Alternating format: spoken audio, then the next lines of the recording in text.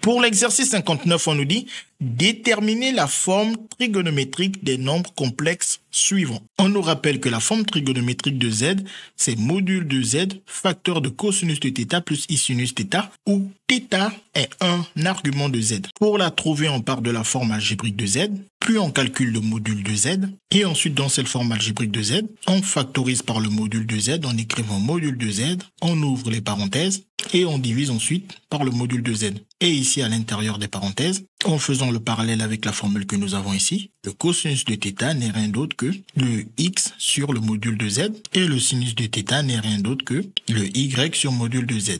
Et bien évidemment, comme on divise par le module de z, z doit être différent de 0. Donc on comprend que pour trouver la forme algébrique, on a besoin du module de z et du θ, c'est-à-dire l'argument de z. Quand on est dans un repère, on rappelle que le module de z, c'est la distance OM. OM est le point d'affixe z.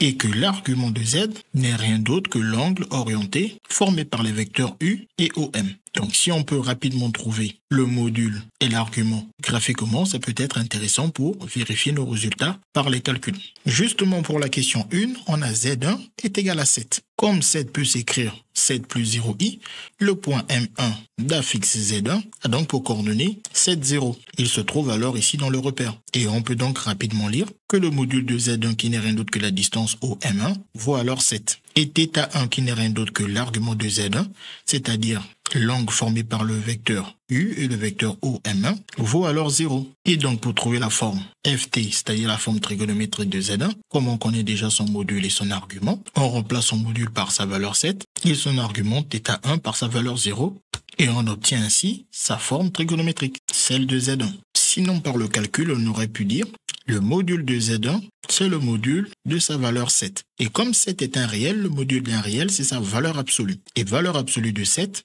n'est rien d'autre que 7. Donc, il faut bien connaître que la valeur absolue d'un nombre réel, c'est le réel lui-même s'il est positif et son opposé s'il est négatif.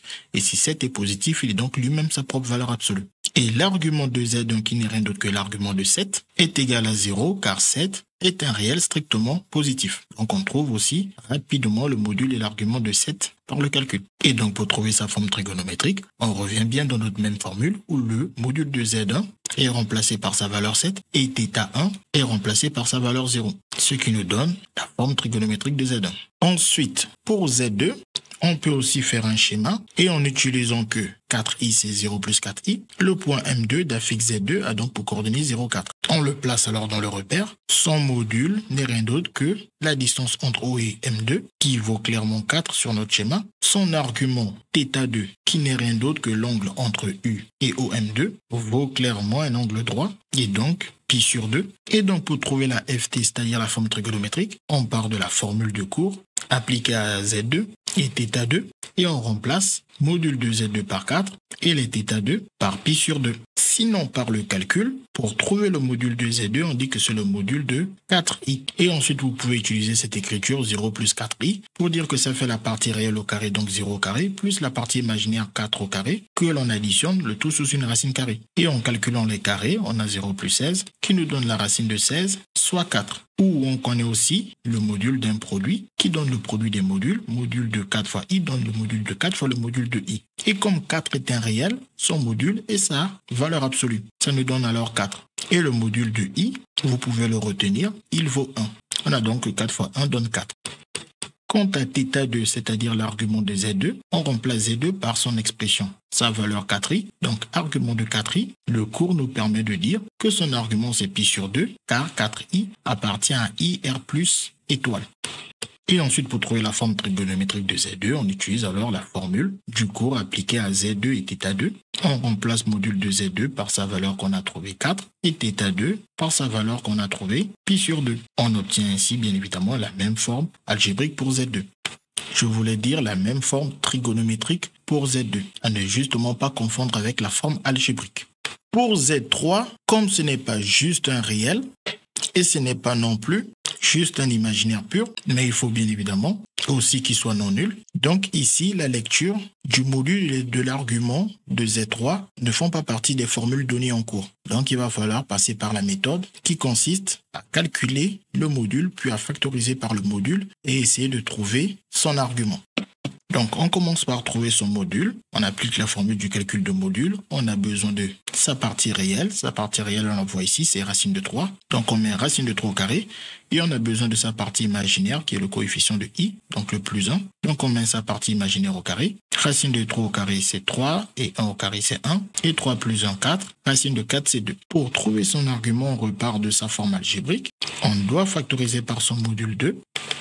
Et c'est pour cela qu'on commence par écrire 2. On met des parenthèses. Et on divise les parties réelles, racine de 3 et imaginaire 1 par 2. Puis en faisant le lien avec sa ft, c'est-à-dire sa forme trigonométrique, on sait qu'alors, en appelant θ3 l'argument de z3, cosinus de θ3 est alors racine de 3 sur 2, et le sinus de θ3 est alors le coefficient de i, c'est-à-dire 1,5. Une fois qu'on a trouvé le cosinus et le sinus, on trace alors le cercle trigonométrique, c'est-à-dire un cercle de rayon 1, tel que cet axe qui est l'axe des abscisses correspond à l'axe où on va trouver les cosinus, et cet axe qui est l'axe des ordonnées correspond à l'axe où on va pouvoir trouver les sinus, qui sont les coordonnées des points de ce cercle trigonométrique. Et comme son rayon est 1, d'après la formule du périmètre du cercle qui est 2pi r avec r égale à 1, ça nous fait 2pi fois 1. On sait qu'en tournant, en faisant un tour complet, on part de 0 jusqu'à 2pi. Donc la moitié c'est pi. Si l'on lit dans le sens positif et dans le sens négatif, ça nous fait moins pi. Nous ici, on cherche θ qui correspond au point d'abscisse. Racine de 3 sur 2 est d'ordonnée 1,5. L'ordonnée 1,5 est à ce niveau. Par expérience, on sait que ça correspond à pi sur 6. Et l'autre point qui a la même ordonnée, lui ici, correspond à pi, auquel on a retiré cette longueur de pi sur 6, c'est-à-dire à 5 pi sur 6. Et ensuite, on regarde parmi ces deux valeurs, laquelle a un cosinus qui correspond à un autre cosinus. Ici, on voit que le cosinus, il est positif. Et ici, on voit que le cosinus, il est négatif. Et justement, nous, notre cosinus, il est positif. Donc, θ3 correspond à pi sur 6, modulo de pi. Bien évidemment, il faut garder au passage que si le cosinus ou le sinus vaut plus ou moins 1,5, le sinus vaut plus ou moins racine de 3 sur 2. Ce qui veut donc dire que comme le sinus ici vaut 1,5, ici le cosinus, on sait très bien que comme il est négatif, il vaut moins racine de 3 sur 2. Et ici le cosinus, comme il est positif, on sait très bien qu'il vaut plus racine de 3 sur 2. Une fois qu'on a trouvé l'argument de Z3, c'est-à-dire θ3, on n'a plus qu'à remplacer dans la formule de la forme trigonométrique. Donc, en rappelant la forme trigonométrique qu'on avait déjà rappelée ici, on sait que module de Z3 qu'on avait calculé ici, pour la valeur qu'on a obtenue, il vaut 2, donc on le remplace par 2. Et le θ3, on vient justement de le calculer, il vaut pi sur 6. Ce qui nous donne alors la forme trigonométrique de Z3 demandée. Et enfin, pour la dernière question, pour trouver la forme trigonométrique de Z4, donc on a son écriture ici, on peut commencer à expliciter sa forme algébrique en l'écrivant sous la forme 1,5 plus i 1,5, car divisé par 2, c'est multiplié par l'inverse de 2 qui est 1 sur 2. Et là, on peut se dire, les valeurs semblent assez simples, 1,5, 1,5. Cela permet de dire que le point M4 d'affixe Z4 a donc pour coordonnées 1,5, 1,5, il se trouve sur la première bisectrice. Et les points de la première bisectrice, on connaît bien leurs arguments. Donc, en s'empressant de faire un schéma et en plaçant le point M4 d'affixe Z4, on voit qu'effectivement, θ4 qui est l'argument de Z4, c'est la moitié de pi sur 2. Et la moitié de pi sur 2, c'est pi sur 4. Donc ce genre de calcul, il faut bien les maîtriser. Pi sur 2 divisé par 2, ça revient à multiplier par l'inverse de 2 qui est 1 sur 2. Et en faisant pi fois 1, on a pi au numérateur et 2 fois 2, 4. Donc la moitié de pi sur 2, c'est pi sur 4. Et donc une fois qu'on a trouvé l'argument de Z4, il nous manque alors son module. Et on sait que le module de Z4, c'est la distance OM4. Et là, quand on regarde sur le schéma, la distance OM4 n'est pas si directe que ça à trouver. On pourrait se dire qu'ici, nous avons un triangle rectangle, même un triangle rectangle isocèle, deux côtés 1,5, 1,5. On va donc appliquer le théorème de Pythagore pour calculer OM4. Ce qui nous donne alors 1,5 au carré plus 1,5 au carré, le tout sous une racine carrée. Mais lorsqu'on connaît bien la formule du module, un nombre complexe, on reconnaît qu'on est en train de l'appliquer ici dans le cas de Z4. C'est juste que sur le schéma, ça nous permet de nous souvenir de la formule si on l'a oublié. Si on la connaît, autant directement appliquer la formule du calcul du module de Z4. Et donc, comme on a commencé à faire des calculs, on comprend donc que pour trouver la forme trigonométrique de Z4, il est nécessaire alors de passer par le calcul. Donc ici, le module de Z4, c'est sa partie réelle x4 au carré plus sa partie imaginaire y4 au carré. Et quand on lit ici, le x4 n'est rien d'autre que 1 demi. Et on n'oublie pas les parenthèses. De même, le y4, qui est le coefficient de i, n'est rien d'autre que 1 demi. Et on n'oublie pas les parenthèses. Et ensuite, 1 demi au carré, ça fait 1 au carré sur 2 au carré, c'est-à-dire 1 quart. Et ensuite, on a 1 quart plus 1 quart, qui nous fait alors 2 quarts sous une racine carrée. On aura envie de simplifier, mais le problème, c'est qu'en simplifiant par 2, on aura ensuite racine de 1 sur racine de 2, soit 1 sur racine de 2, et on devra enlever la racine de 2 au dénominateur en multipliant le numérateur ou le dénominateur par racine de 2. Et 1 fois racine de 2, ça fait 1 racine de 2, c'est-à-dire racine de 2. Et racine de 2 fois racine de 2, ça fait racine de 2 au carré, c'est-à-dire 2. Si on a le bon réflexe de ne pas simplifier, car on voit qu'en mettant la racine carrée sur le 4, on pourra directement dire que racine de 4 vaut 2. On obtient ce résultat plus simplement. Une fois qu'on a le module, on sait qu'on va factoriser par ce module. Et pour cela, on commence par écrire ce module, on met des parenthèses et on divise la partie réelle et la partie imaginaire par ce module. Comme c'est le même calcul, on peut tranquillement le faire ici. Divisé par racine de 2 sur 2, c'est multiplié par son inverse, 2 sur racine de 2. Et comme on a 2 au numérateur et au dénominateur facteur, on peut alors le simplifier. Et ensuite, on voit qu'il y a une racine de 2 au dénominateur, il faut l'enlever en multipliant au numérateur et au dénominateur par racine de 2. Et ensuite, on sait que 1 racine de 2 donne racine de 2 et que racine de 2 au carré nous donne 2. On arrive alors ici pour la formule de Z4. Bien évidemment, si vous vous étiez arrêté là pour le module, vous auriez eu alors à factoriser par 1 sur racine de 2, c'est-à-dire à diviser la partie réelle et la partie imaginaire par 1 sur racine de 2.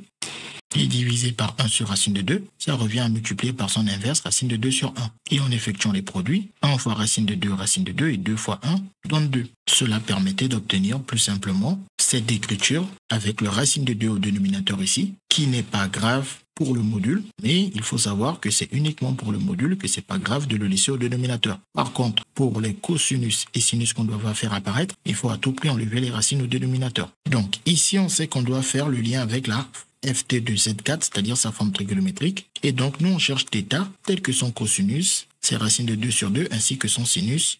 On n'oublie surtout pas de préciser que θ4 est l'argument de Z4.